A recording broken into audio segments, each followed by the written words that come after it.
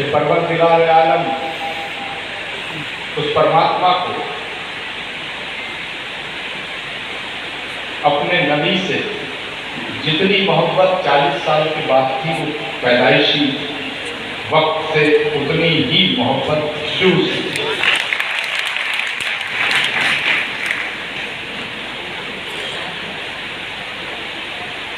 सूखा पड़ा,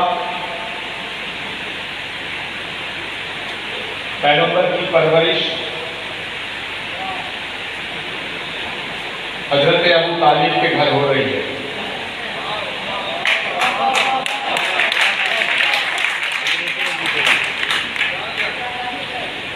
बचपना है पैगंबर, लेकिन कुरैश खानदान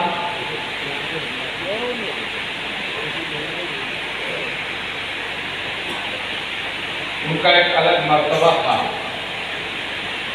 जब देखा कि चारों तरफ सूखा पड़ा हुआ है तो वहां के लोगों ने हजरत अबू तालिब से दरख्वास्त की कि ये जो बच्चा आपके यहाँ है, काबा में चल के इससे दुआ कराओ, हो सकता है बारिश हो जाए। इसका मतलब क्या है? एक बात और साफ तौर पे कहना चाहता हूं कि पैगंबर इस्लाम की जो जिंदगी है उस पर जितना कहा गया है वो कम है, जितना कहा जा रहा है वो कम है, और जितना कहा जाएगा वो कम होगा।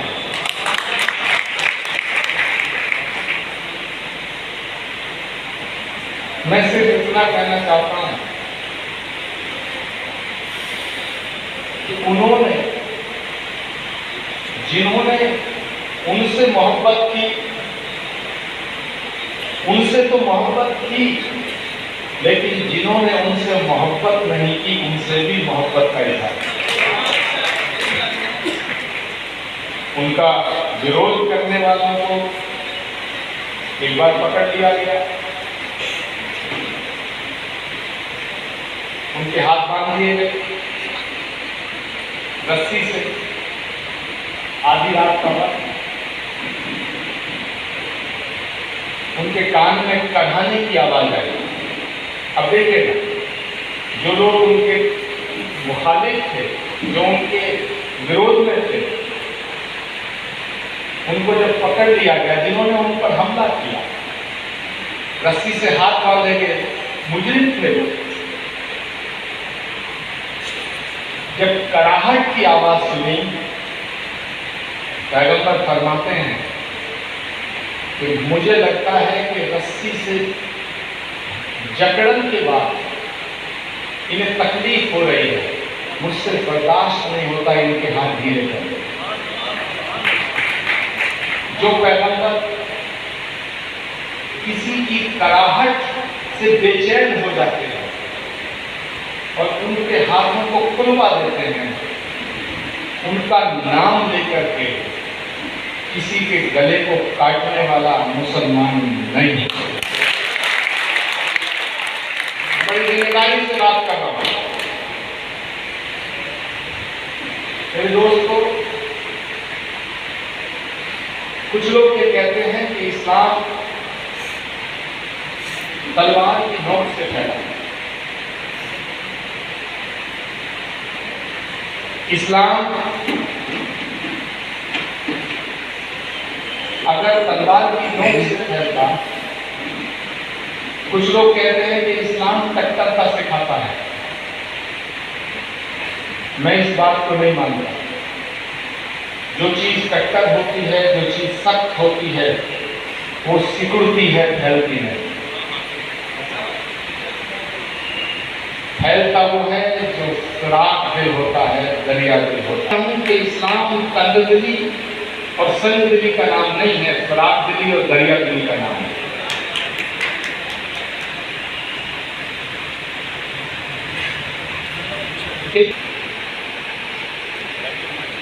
करने की साजिश रच रहे हैं, उनसे शिकायत नहीं है,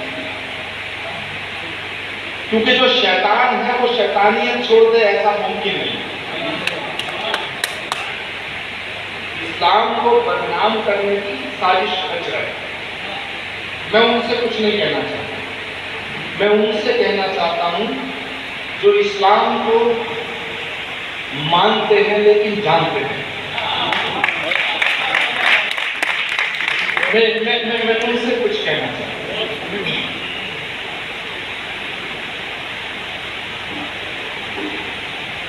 मैंने कई बार ये बात बहुत बड़े बड़े मंचों से कही है,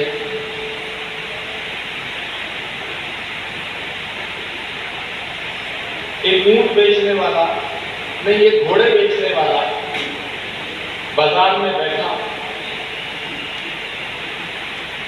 अफजल साहब गौर करिएगा, जब तवज्जो चाह रहा हूं।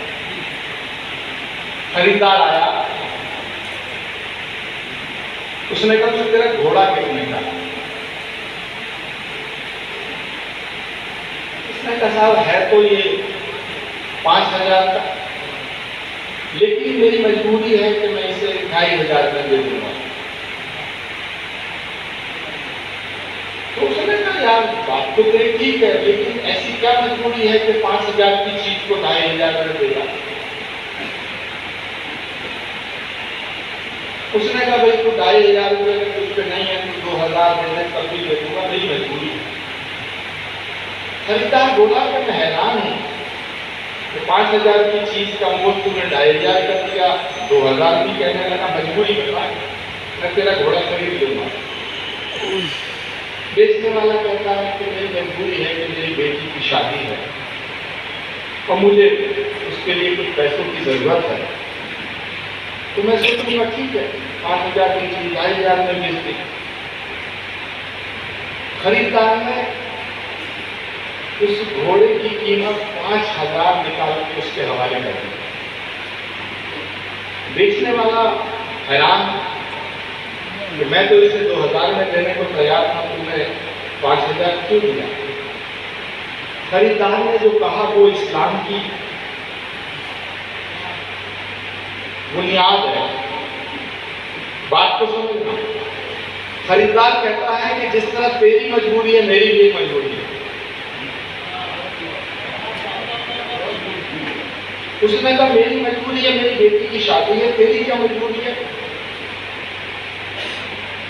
खरीदार ने कहा कि मेरी बहुत बड़ी मजबूरी है, मेरे आका रसूल पाक हुजूर सल्लल्लाहु अलैहि वसल्लम ने कहा है कि सामान खरीदना किसी की मजबूरी है। ये मेरी मजबूरी है, ये मेरे आका का हुक्म है, उसने फरमाया कि सौदा खरीदना, सामान खरीदना किसी की मजबूरी है। जिनके मानने वाले पूरी दुनिया में जिनसे मोहब्बत करते हैं, लाखों करोड़ों की तादाद में है, क्या ये बात मानी जा सकती है कि जबरदस्ती से किसी से मोहब्बत कराई जा सकती है? क्या ये मुमकिन है कि हुजूर की शान में जो जलसा हो रहा है मुझे जबरदस्तियां बुलाया जा सकता था? क्या ये मुमकिन था? लेकिन मुमकिन हुआ। क्यों हुआ? क्योंकि जितना आप उनसे मोहब्बत करते हैं मैं भी उतना ही। मुझे आज का दिन जिस तरह मर्यादा पुरुषोत्तम भगवान श्री राम का जन्मोत्सव हम मनाते हैं, भगवान कृष्ण का जन्मोत्सव हम मनाते हैं, जन्माष्टमी मनाते हैं, आप यकीन करना मैं ईश्वर को साक्षी रख के कहता हूं मुझे उतनी ही खुशी मेरे दिल को हो रही है।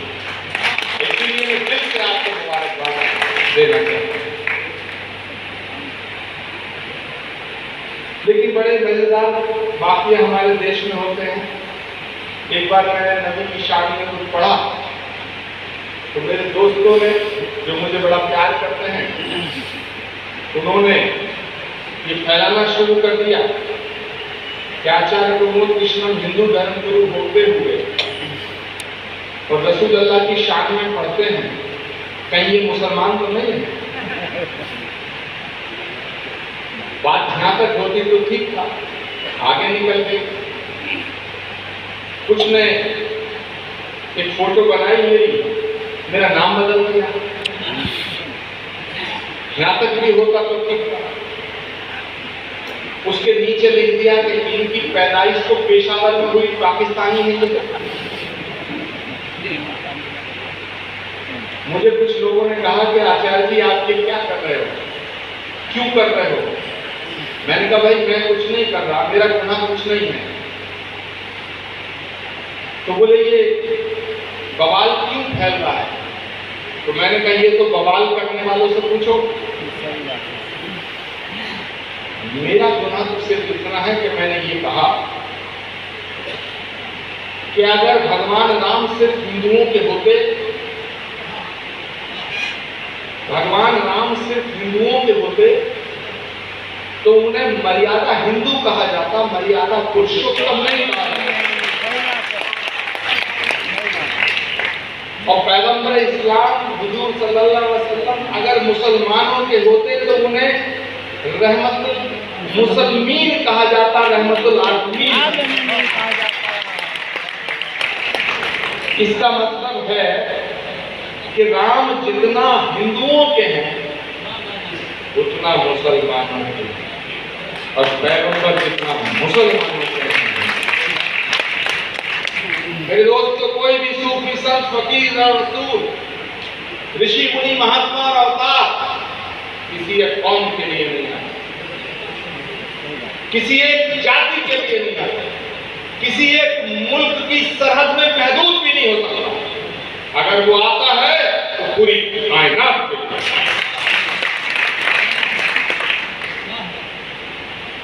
अफसोस होता है इस बात।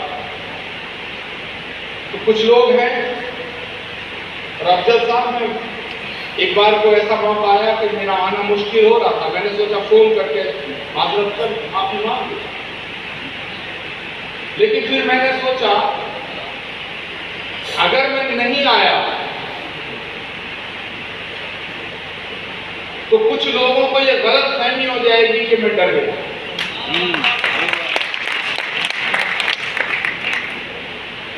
तो मैं इसलिए आया कि वो देख लें कि मैं उनसे डरता नहीं।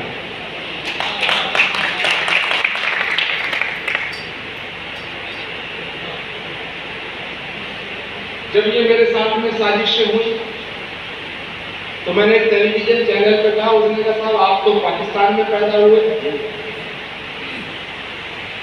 तो मैंने कहा पाकिस्तान बनाकर, बोले 1947 में। तो मैंने कहा यूट्यूब पे मेरी डेट ऑफ बर्थ क्या है, मेरी पैदाइश का साल है 1965। तो क्या मैं पैदा होने हो गया था? इतनी वाहियात बातें, और सिर्फ सत्ता की कुर्सी हासिल करने के लिए। उन्हें नहीं पता कि सूफी और संतों की ठोकरों में सियासत की कुर्सियां हैं। हमारा जन्म इसलिए नहीं हुआ कि हम किसी पद पर बैठ करके फिरका परस्ती की बातों को आगे बढ़ाएं।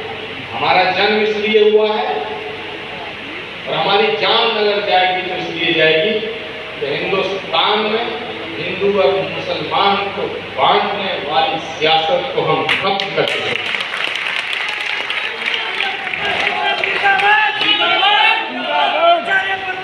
लेकिन मेरे दोस्तों, एक बात याद रखना कि नफरत को नफरत से नहीं मिटाया जा सकता, आग को आग से नहीं बुझाया जा सकता। जहर को अगर खत्म करना है तो अमृत की बूंदें बरसानी पड़ेंगी। नफरत को अगर खत्म करना है, मिटाना है, तो मोहब्बत का दरिया बहाना पड़ेगा। इसीलिए मैं आपके इस खुशी के मौके में शरीक हुआ हूं और ऊपर वाले से दुआ करता हूं कि जब जब आप मुझे बुलाओ, मुझे आपके साथ खड़े होने का मौका ऊपर वाला अता फरमाए। मैं रसूल पाक हुजूर की शान में दो चार शेर आपकी नज़र करना चाहता हूं। जो ये मैसेज जाएगा कि जो मैं कह रहा हूं वो हलक से नहीं बोल रहा हूं, दिल से बोल रहा हूं। क्या बात, सुभान अल्लाह, सुभान।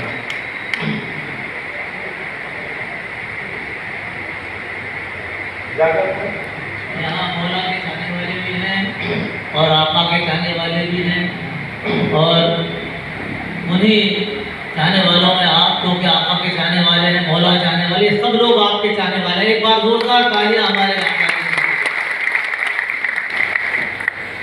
मैं अक्सर सोचता हूं और बहुत सोचता हूं,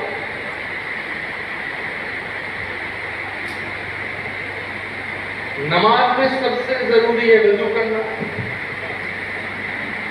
जो पैगंबर वजू करने में पानी को ज्यादा बहाने की इजाजत नहीं देता, वो खून बहाने की इजाजत कैसे देता?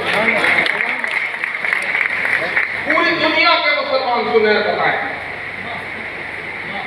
जो किसी के दिल को दुखाने की इजाजत नहीं देता, वो इस्लाम किसी के घर का चिराग बुझाने की इजाजत कैसे देता? तो अफसोस इस बात का है कि अगर कोई तबका, कोई फिरका, कोई ऑर्गेनाइजेशन, कोई तंजीम, कोई संगठन अगर राम का नाम लेके किसी का गला काटता है, मैं उसके भी खिलाफ हूं। और अगर कोई अल्लाह अकबर का नारा लगाकर किसी की छाती पे से ताली चलाता है, उसके भी खिलाफ। तो हम सबको खड़ा होना पड़ेगा। मैं उनकी शान में कुछ पढ़ना चाहता हूं, मुझे हाथ खड़ा करके दुआओं से नवाजिए मेरे दोस्तों। कि मोहम्मद जान रहमत है,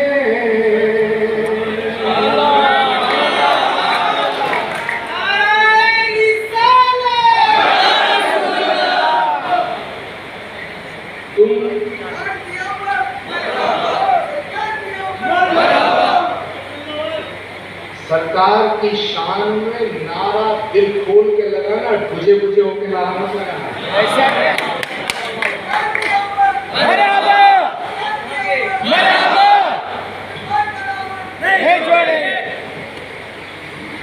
मोहम्मद जान रहमत है, कोई माने या न माने। मैं पढ़ रहा हूँ सर। मोहम्मद जान रहमत है, कोई माने या न माने, इससे कोई फर्क नहीं पड़ता साहब, कोई माने या न माने। अफजल मंगवानी साहब सोच रहे होंगे आचार्य जी हमारी दुकान बंद करके शायरी हमें करनी है, शुरू कर दी बाबा जी ने। भाई मैं तो जोड़ देता हूँ, मैं शायरी नहीं जानता, रदीफ क्या, काफिया क्या, वजन क्या, बहर क्या, मुझे कुछ नहीं पता, लेकिन ये मेरे दिल की सदा है। मैं पढ़ रहा हूँ कि मोहम्मद जान रहमत है, कोई माने या न माने। दूसरे के हाथ खड़े हो जाना चाहिए दोस्तों, जो आशिक मुस्तफा है। कोई माने या न माने, खुदा को उनसे उल्फत है, कोई माने या न माने।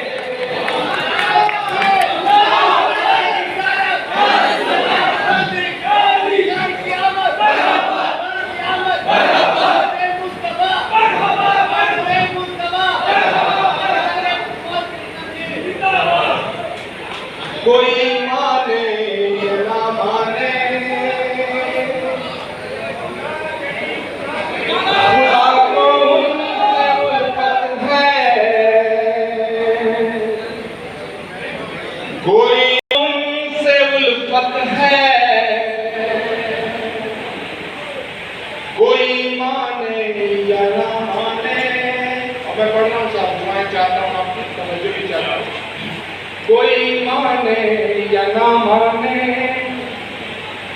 वो अमन का पैगाम लेकर जानते हैं सब।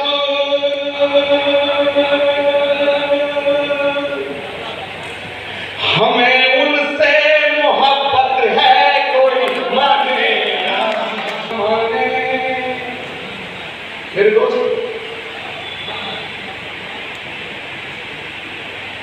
मैंने हैदराबाद में निजाम कॉलेज ऑफ हैदराबाद में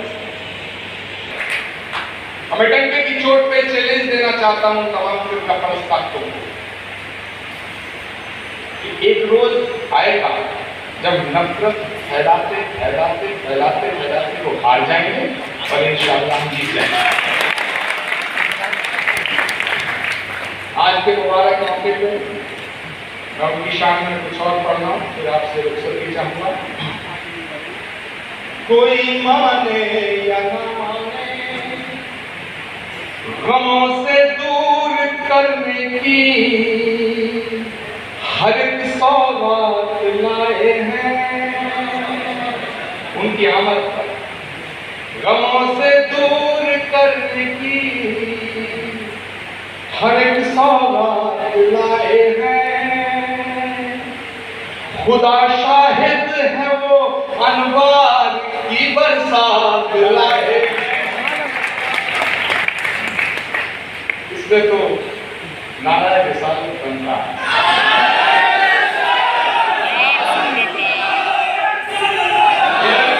खामोश है, जरा जोरदार नारा।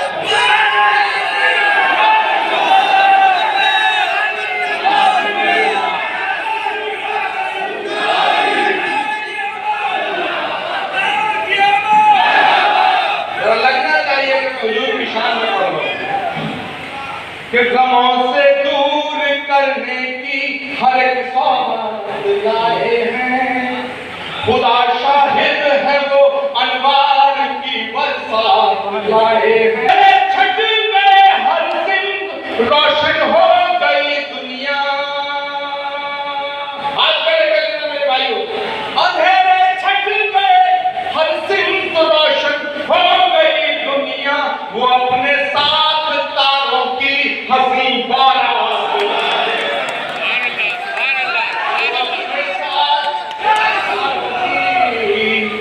हंसी बारात लाए हैं। और मेरे सीने की धड़कन है, मेरी आंखों के तारे हैं। मैं उनकी शान में पढ़ रहा हूँ। अगर अफजल मंगलौरी पढ़े तो कोई बड़ी बात नहीं। आचार्य प्रमोद कृष्णम पढ़ रहा है, ये पढ़ रहा है।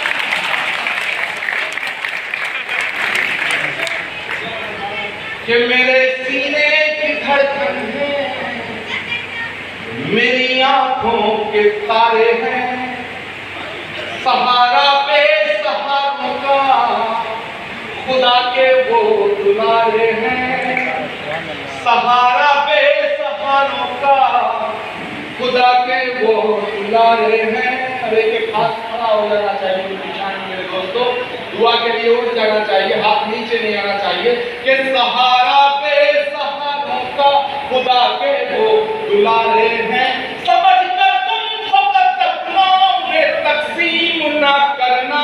नबी जितने तुम्हारे हैं, नबी उतने हमारे हैं।